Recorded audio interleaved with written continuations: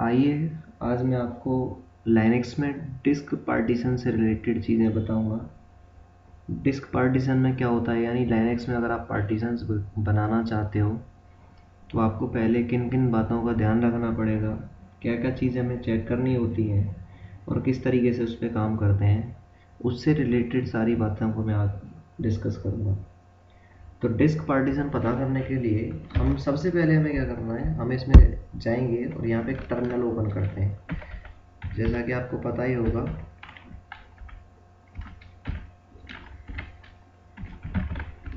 आप इस तरीके से यहाँ पे टर्मिनल ओपन करोगे।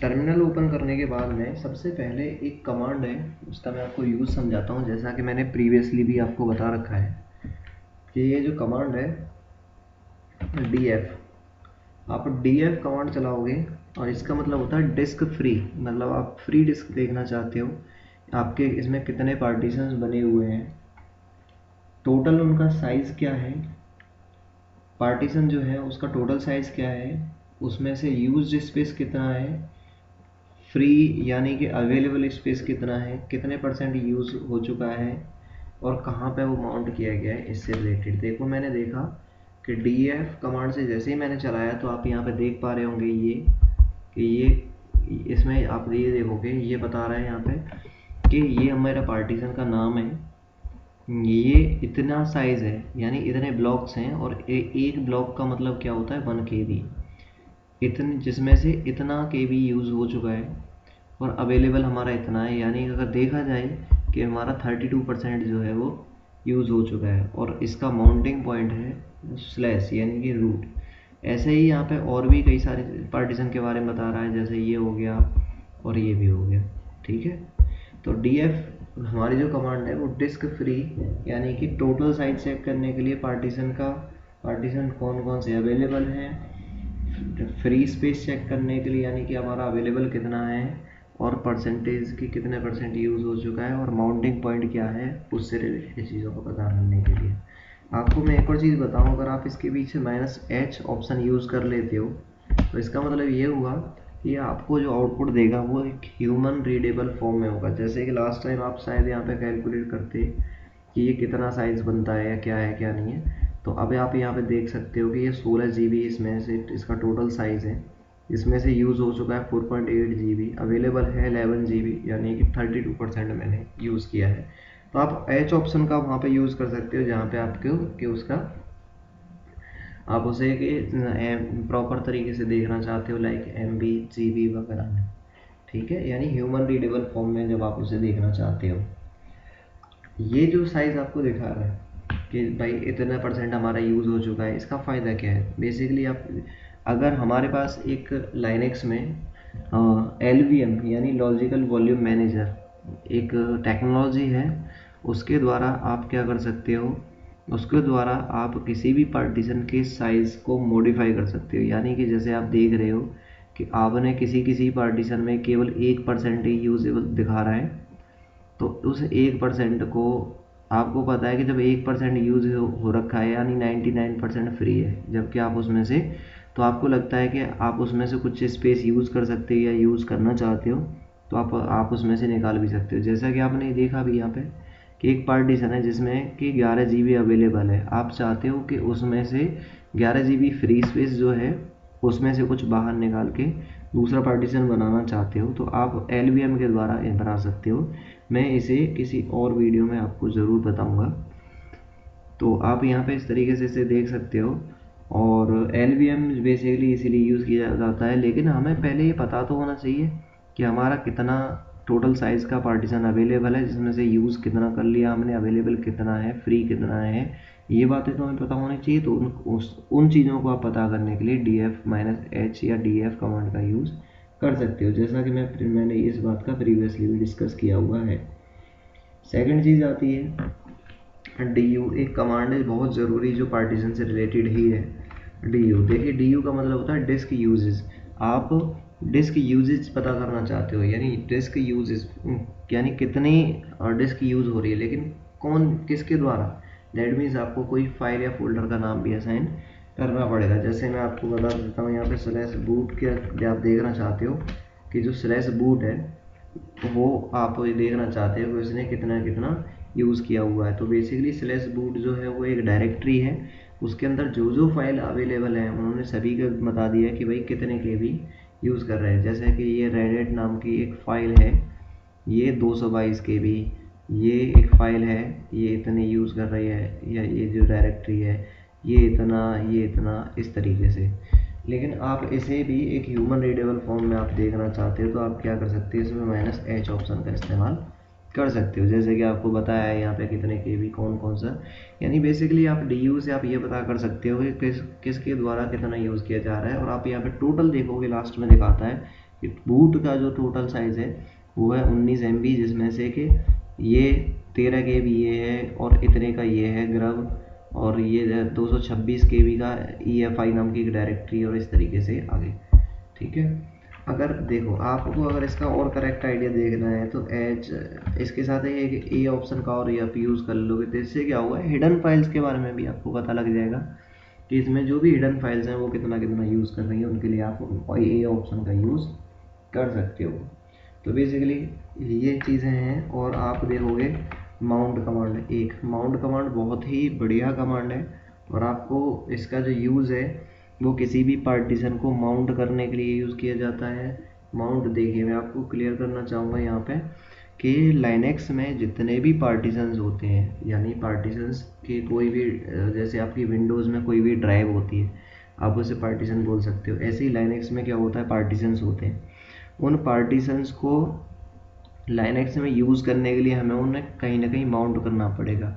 अब यहाँ पे माउंट से मतलब क्या है कि हमें किसी न किसी डायरेक्टरी यानी किसी न किसी फोल्डर के साथ उनको अटैच करना पड़ेगा, और देन उसके बाद ही हम उसे एक्सेस कर पाएंगे। तो माउंट कमांड का यूज़ क्या किया जाता है, किसी भी पार्टीशन को किसी फोल्डर या डायरेक्टरी के साथ लिंक यानी कि माउंट कराने के लिए इस्तेमाल किया जाता है, और जिसके लिए माउंट कमांड है। लेकिन माउंट कमांड का यूज़ एक और होता है, और आप ये देखोगे कई सारे यूजेज हैं इनके, तो इस जिसमें से कि मैं आपको बता रहा हूँ, आप ये देखना चाहते हो कि फ़िलहाल मेरे कौन कौन से पार्टीशन कहाँ कहाँ पे माउंटेड है। ज़रूरी नहीं है पार्टीशन, आपकी पेन ड्राइव हो आप उसे भी माउंट कराना चाहोगे या माउंट करा सकते हो। आपकी CD या DVD है उसे भी आप माउंट करा सकते हो। तो आप माउंट कमांड से देख सकते हो कि यहाँ पे आप जैसा कि देख पा रहे हो ये क्या क्या चीज़ें बताएगा कि आपका पार्टीशन कौन सा है, वो कहाँ पे माउंट कराया गया है, और उसका फाइल सिस्टम क्या है, फाइल सिस्टम उसका क्या है आप वो भी बता सकते हो, और उसके साथ में उसके माउंटिंग ऑप्शन क्या है, यानी कि आप उसके साथ क्या क्या कर सकते हो। उसके माउंटिंग ऑप्शन क्या है, ये फाइल सिस्टम हो गया, ये माउंटिंग ऑप्शंस हो गए, और ये हो गया माउंटिंग पॉइंट, और ये हो गया पार्टीशन का नाम। ऐसे ही यहाँ पे और भी बहुत सारे पार्टीशन आपको देखने को मिल जाएंगे, जैसे ये है। और देखो आपको मैं एक और चीज़ क्लियर करना चाहूँगा कि यहाँ पे ये देखो, ये मैंने डिस्क यानी ISO फाइल को एक को माउंट कराया हुआ है, तो उसके लिए ये यहाँ पे मुझे बता रहा है। तो आप माउंट कमांड से पहले देख सकते हो कि कोई भी पार्टीशन मेरा यूज़ में है या नहीं है, आई मीन कोई भी पार्टीशन माउंट है या नहीं है। सपोज़ करो यहाँ पे कुछ उस टाइप की प्रॉब्लम आ सकती है, जैसे कि मान के चलो आपने एक कोई पार्टीशन बनाया हुआ है और आपने उसे किसी भी फोल्डर पे माउंट कराया हुआ है।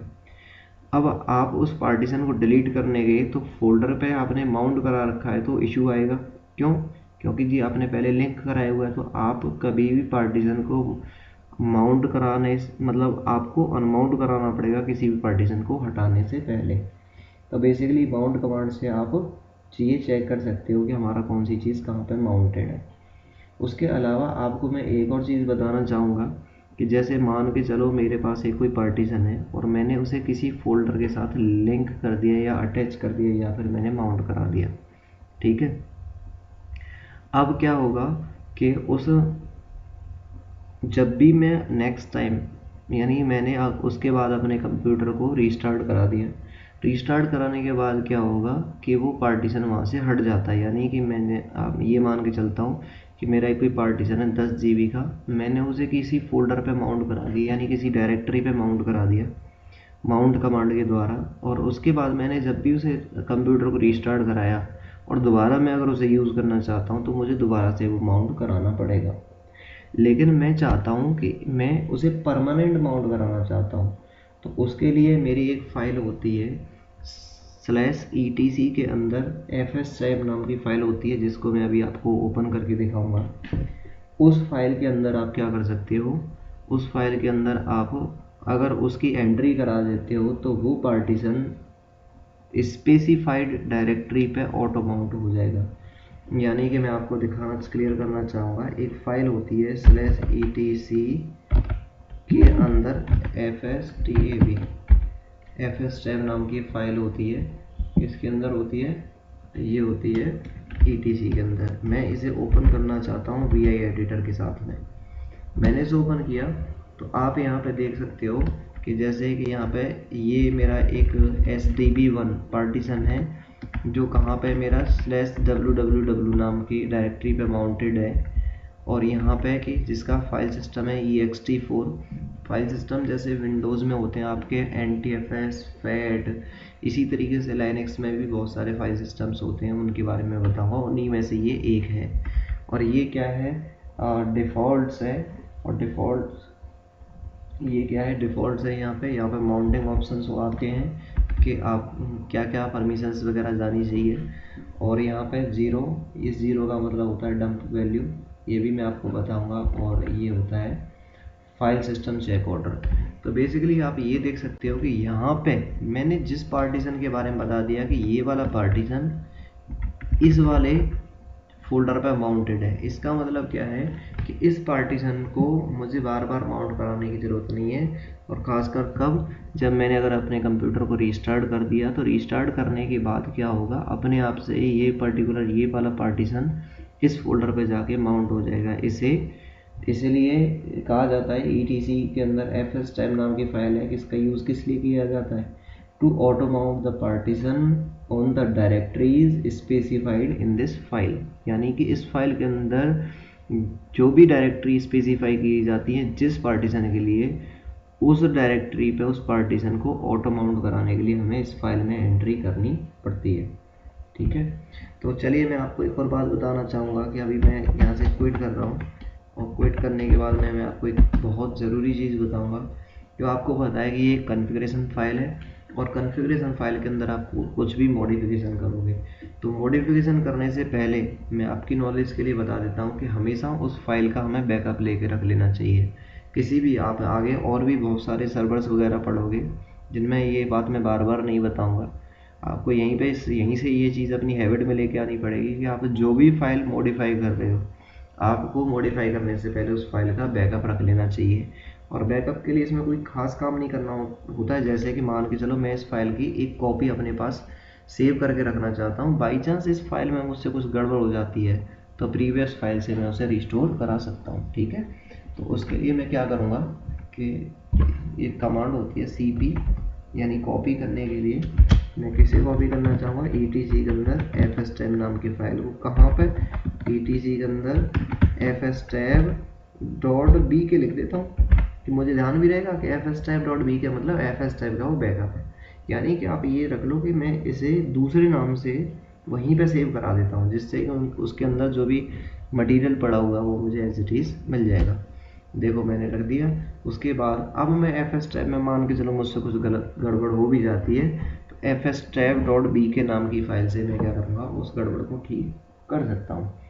चलिए अब मैं आपको इस फाइल के बारे में और ज़्यादा डीप में बताऊँगा, क्योंकि आगे आप जब काम करोगे तो आपको इस फाइल के बारे में डीप नॉलेज होनी चाहिए। तो इसके बारे में बताऊँगा। इसके अंदर बेसिकली ये जो फाइल है, ये ETC के अंदर fstab जिसे मैं ओपन कर रहा हूँ, ये फाइल बेसिकली 6 डिफरेंट फील्ड्स में डिवाइड की गई होती है। यानी इसके अंदर 6 फील्ड्स होते हैं। पहला फील्ड कहाँ से कहाँ तक, पहला फील्ड है ये यहाँ से /dev/sdb1, यानी कि इतना वाला पार्ट है, आप यहाँ से समझ सकते हो ये वाला पार्ट इतना, ठीक है, जिसमें कि आप ये देखोगे यानी ये अलग अलग कॉलम्स में डिवाइड की गई होती है। ये पहला कॉलम ये है जिसके अंदर ये भी है, ठीक है, ये भी है, ठीक है, ये भी है, ये भी है। चलिए मैं आपको और ठीक से इसे बताने के लिए इसका साइज़ थोड़ा सा कम कर देता हूँ। देखो अब आई थिंक आपको सही दिख रहा होगा। अब देखो कि आप इसमें देखोगे कि यहाँ से यहाँ तक क्या है, ये देखो ये पहला कॉलम है, ठीक है, पहले कॉलम, ये भी पहला कॉलम है, ये पीछे तक यहाँ तक, ये भी पहला कॉलम है यहाँ से लेके यहाँ तक, ठीक है, ये भी पहला कॉलम है। तो ये पहला कॉलम हो गया।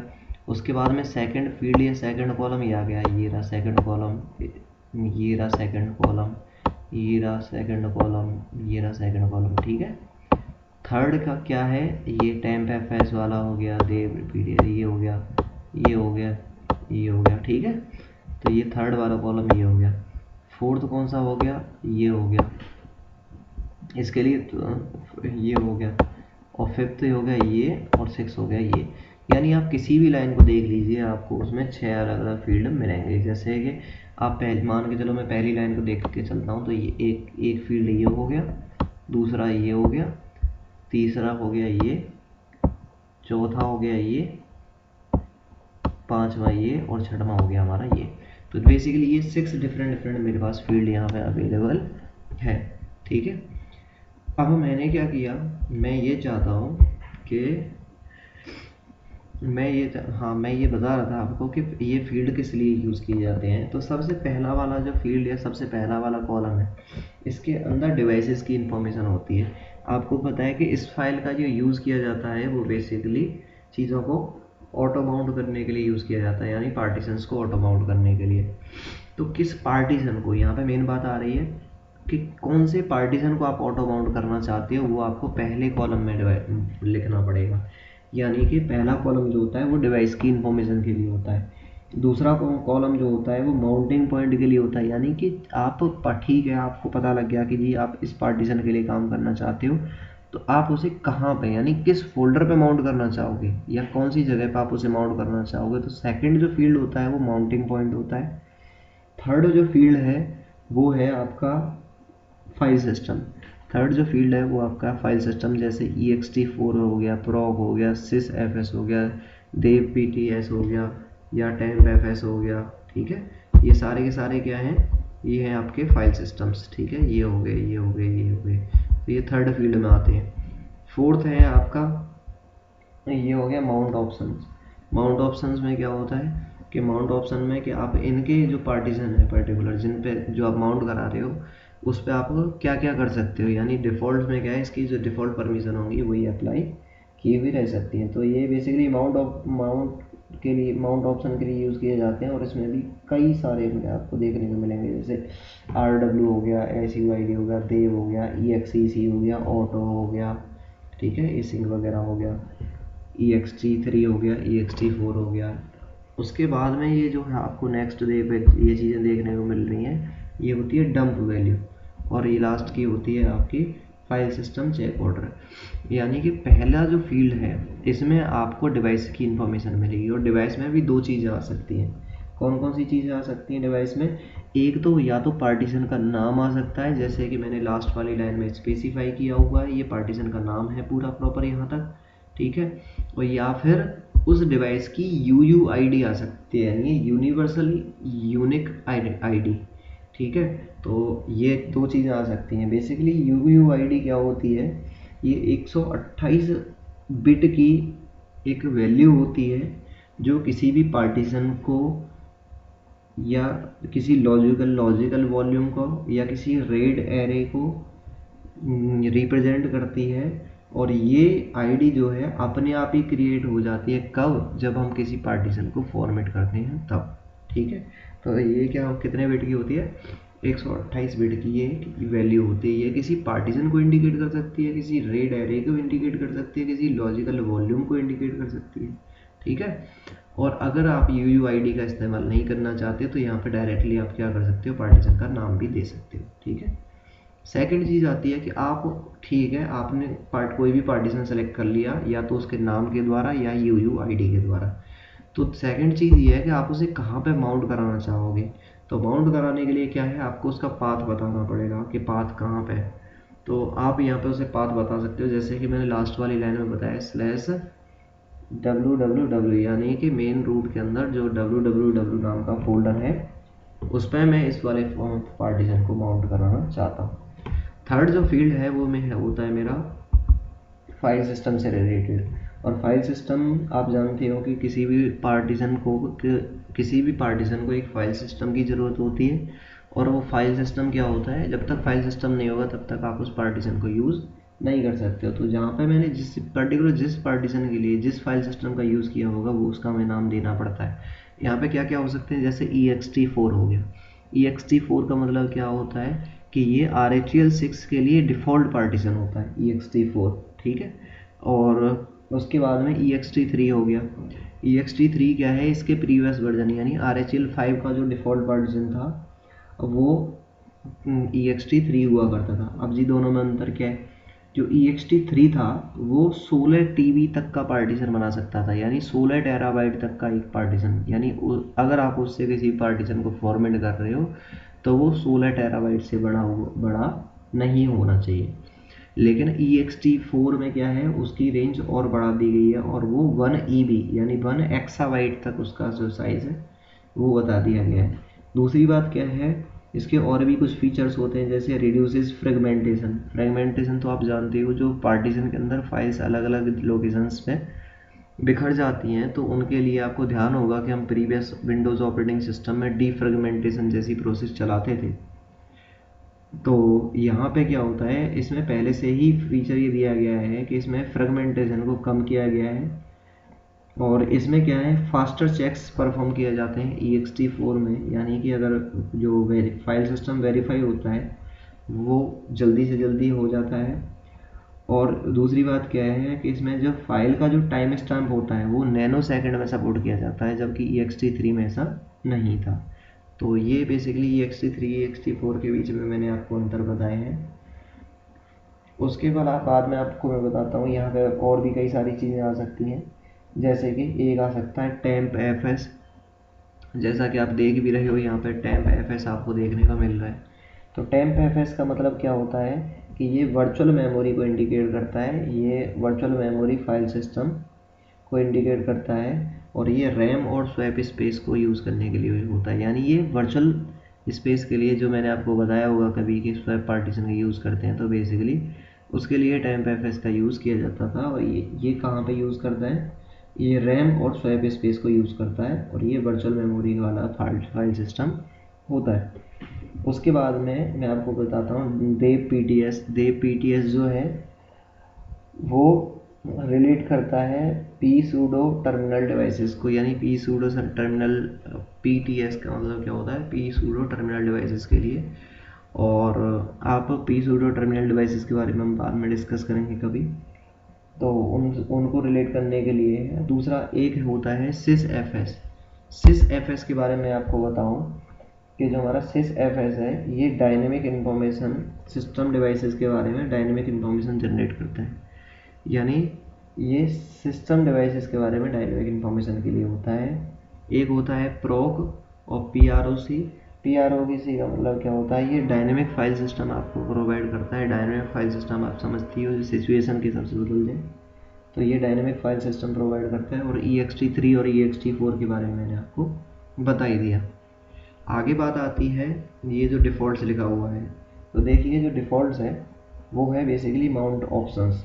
और माउंट ऑप्शंस में इसकी बजाय डिफ़ॉल्ट्स के बजाय आपको यहाँ पे कुछ और भी चीज़ें देखने को मिल सकती हैं, जैसे कि RW हो गया, SUID हो गया, देव हो गया, EXEC हो गया, ऑटो हो गया, नो यूज़र हो गया, एसिंक हो गया।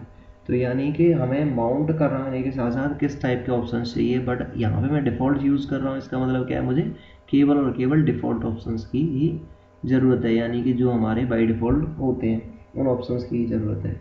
जबकि RW का मतलब रीड राइट से होता है, SUID मतलब। तो इस तरीके से यहाँ पे कुछ और भी चीज़ें दी हुई हो सकती हैं। उसके बाद में क्या है डंप वैल्यू, ये भी आप काफ़ी इम्पोर्टेंट होता है। जैसे कि आप देखते हो कि यहाँ पे ज़ीरो मैंने लिखा हुआ है और ये होती है डंप वैल्यू। और ये बेसिकली एक डंप कमांड का इनपुट की तरह काम करती है, यानी कि आपने लाइनक्स में पढ़ा होगा पहले कभी कि एक डंप कमांड होती है और उसमें हमें कोई एक इनपुट डालना पड़ता है, उसके लिए ये काम करती है। तो यहाँ पे देखिए दो पॉसिबिलिटी हैं, या तो आप 0 डाल सकते हो और या फिर आप डाल सकते हो 1। तो 0 अगर आप डाल रहे हो तो जैसे ही आप लाइनक्स से एग्जिट करोगे डेटा अपने आप सेव नहीं होगा, यानी अगर आप सेव करोगे तो ही डेटा सेव होगा। लेकिन अगर मैं यहाँ पे 1 कर देता हूँ तो लाइनक्स से एग्जिट करने पे जो अनसेव्ड डेटा होता है वो बाय डिफ़ॉल्ट अपने आप ही सेव हो जाता है। यानी कि डंप वैल्यू अगर आप 1 कर देते हो तो इसका मतलब क्या है, to auto save data on disk on exit Linux, यानी डिस्क में अपने आप ही डेटा सेव कर देगा लाइनक्स से एग्जिट होने के बाद, अगर आप यहाँ पे डंप वैल्यू 1 कर देते हो तो हम ऐसा नहीं चाहते हैं, इसलिए हम यहाँ पे क्या करके रखते हैं 0। ठीक है, उसके बाद में क्या है, फाइल सिस्टम चेक ऑर्डर। ये लास्ट की जो वैल्यू होती है वो होती है फाइल सिस्टम चेक ऑर्डर, ये जो लास्ट की 0 वैल्यू आप देख रहे हो ये होती है फाइल सिस्टम चेक ऑर्डर। तो यहाँ पे आपको कुछ और भी वैल्यू देखने को मिल सकती हैं, जैसे कि 0 हो सकती है, 1 हो सकती है, 2 भी हो सकती है। तो जैसे ही हमारा सिस्टम बूट होता है तो उस टाइम पे फाइल सिस्टम जो है, फाइल सिस्टम जो होता है वो हमारी इस वैल्यू को चेक करता है। ठीक है, और इनका मतलब क्या होता है कि 0 अगर ये आप यूज़ कर रहे हो